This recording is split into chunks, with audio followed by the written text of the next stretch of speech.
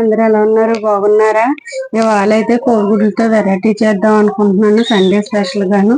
ముందుగా ఆనియన్, టమాటా, జీలకర్ర, ధనియాలు వేసుకొని మిక్సీ పట్టుకోవాలండి.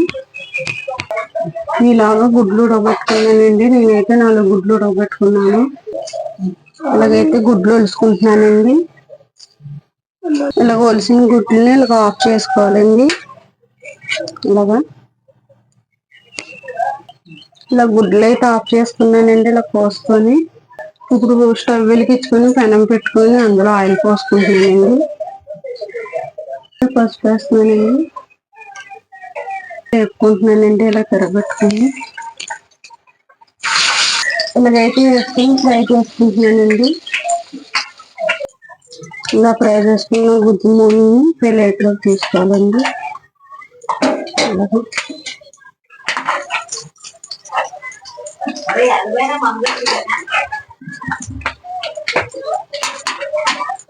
ఇలా తీసుకున్నానండి. ఇప్పుడు ముందుగా మిక్సీ చేసుకున్న ఉల్లిపాయ టమాటా పేస్ట్ వేసుకుంటున్నానండి. అందులోనే పచ్చిమిర్చి వేసుకుంటున్నానండి. వేసుకుని బాగా కలుపుకుంటున్నాను. ఇలా మగ్గిన తర్వాత ఇందులోనే అల్లం వెల్లుల్లి పేస్ట్ వేసుకుంటున్నానండి. ఇది పచ్చాసన పోయే వరకు వేయించుకోవాలి. అల్లం వెల్లుల్లి పేస్ట్ ఇలా వేగిన తర్వాత కారం, మీరు కారం ఎక్కువగా తింటే ఎక్కువగా వేసుకోవచ్చు, తక్కువగా తింటే తక్కువగా వేసుకోవచ్చు. కారం వేసుకుంటున్నాను. నేనైతే 2 స్పూన్లు వేసుకున్నాను. అందులో గరం మసాలా వేసుకొని కలుపుకోవాలి.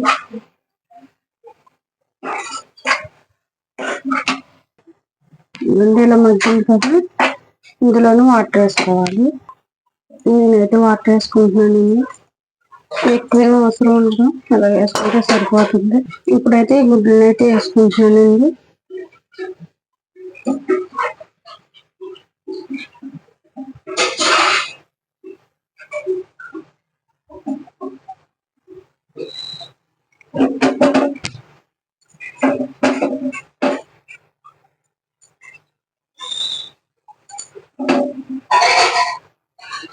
వేసుకుని ఉడకనివ్వాలండి.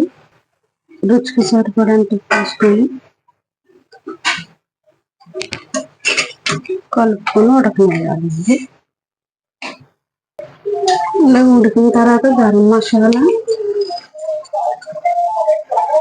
అందులో కొత్తిమీర వేసుకొని గార్నిష్ చేసుకోవాలి. అంతే, ఎంతో రుచికరమైన గుడ్లు వెరైటీ కర్రీ రెడీ. ఎంతో రుచికరమైన గుడ్లు కర్రీ రెడీ అయిపోయింది. ఇలా చేశారంటే పిల్లలు పెద్దలు బాగా ఇష్టంగా తింటారండి. నచ్చితే మీరు కూడా ట్రై చేసి నచ్చితే చెప్పండి, కామెంట్ చేయండి. Please subscribe.